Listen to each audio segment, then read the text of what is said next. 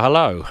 After all that workshop action, we thought we'd get the Vauxhall out and actually try the new lights. So there's the headlights, and I think you'll be quite impressed with the LEDs on the back. We're having a bit of trouble with the brake lights at the moment. I think it's a switching issue, which I'll mess around with. But these LEDs are seriously bright, and the number plate light is actually lighting up the road. I don't know whether you can see that or not. Anyway, it's all been rather successful. The battery was a bit flat, so we had to bump start the car down the drive, and we might well have to bump start it from here. Fortunately, we're parked in one of Prince Charles's entrances just up the lane from the house with a nice downslope, so hopefully he's too busy supervising the man putting the toothpaste on his brush at the moment to be bothered about us dicking around and doing foolish things in motor cars on his property. Anyway, we've got a few minutes of film we took this evening as well, messing around.